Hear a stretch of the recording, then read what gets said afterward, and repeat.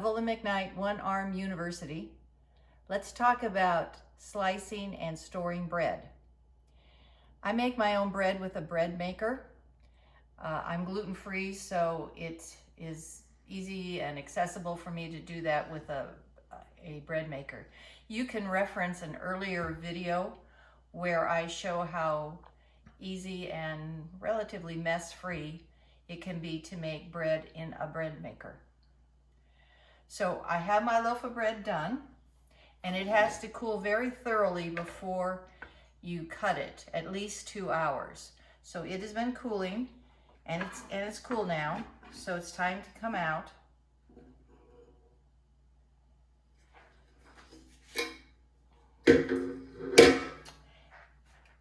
And because gluten-free is dry to start with, and it has no preservatives, it's recommended that you slice it right away and then freeze what you don't use. You can keep out what you might use for a day or two, but after that, the rest of it should go in the freezer right away as soon as you slice it. So I have a couple different ways of slicing it. One is using the Swedish cutting board. So I put it within the vise, and that holds it in place. And here is a knife that I have stumbled across over time. It's L-shape, and so it's rather easy to use that to saw through, especially gluten-free, because you don't really have to saw. It's more just pressure to press down and to cut the slices. So that's one way of cutting the slices. I'm going to show you a different way that I like better. I purchased a bread slicing kit from Amazon. It's made of bamboo, so it has good hygienic qualities.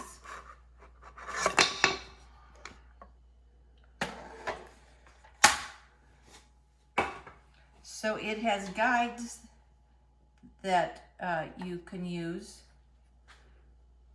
to make your knife cuts. It has this end stopper gate. So put it in, and then put the end gate so that it holds it in place well. And there we go. Now it does have different widths of the slice. So it starts out, you can see, kind of thick slices, but then gradually gets thinner. So you can place your loaf of bread in this holder where you want it, how thick your cuts will be. So I'm going to start out with it pretty thick, and I'm just using a regular knife, a serrated knife, and that works well. Now this first cut is pretty thick, and I make sure that I cut down completely to the bottom grate.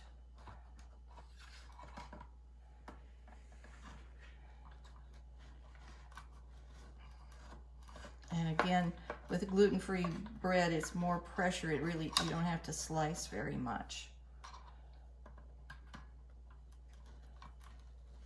Once you get started, it goes pretty easily.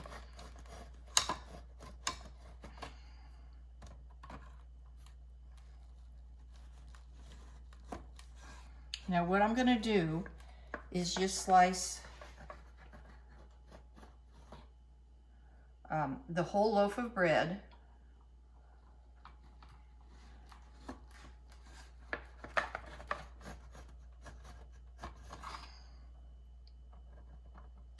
And again, as you can see, it gets, the gradations become thinner. So if you have a preference, you can, you know, choose to put that loaf of bread in the spot that has the width of slices that you want, and you can move it as you need to get exactly the thickness that you want.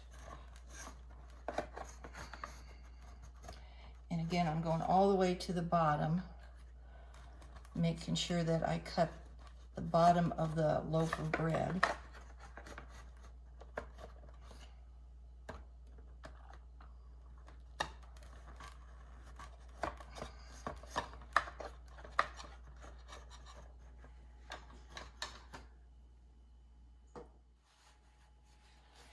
I also purchased a bread bag from Amazon, and it keeps the bread pretty fresh. So now I take this end gate out, open up the sides. I'm going to put in 2 pieces directly into this bread bag, and anticipate that that's what I'll eat in the next day or 2.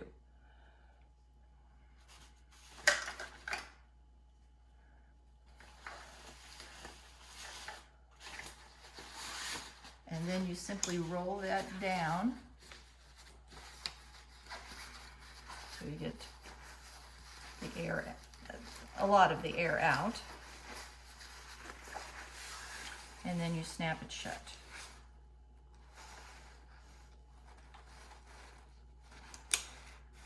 Okay, so this can go in the refrigerator or on my counter, and that's for the next day or 2. And then I'm going to take 2 slices of bread and put them in individual Ziploc bags. I'm using this to hold it open. That's kind of the hardest part. And then these pieces, these individual bags, will go into the freezer.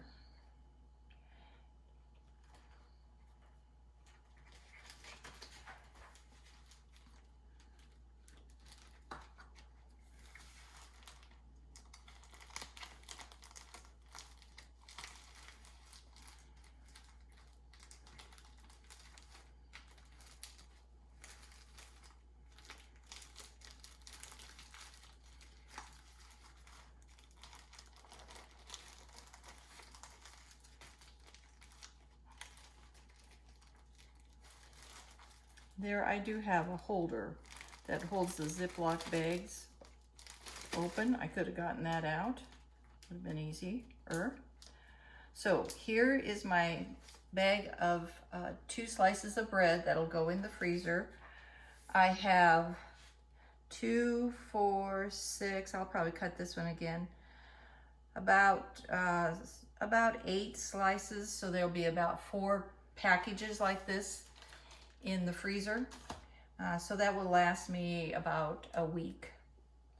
Now the nice thing about this is it really, once you cut it all, it really collects all the crumbs. You don't have very many crumbs on your counter. And then you can just dump that into the sink. And then your cleanup is done. Ready for the next bread baking adventure. And it folds up nice and fairly small storage. So thank you for watching today. If you have any suggestions about storing or slicing bread, why don't you post them in the comments? We can all learn from each other. We'll see you next time. Thanks again, One Arm University.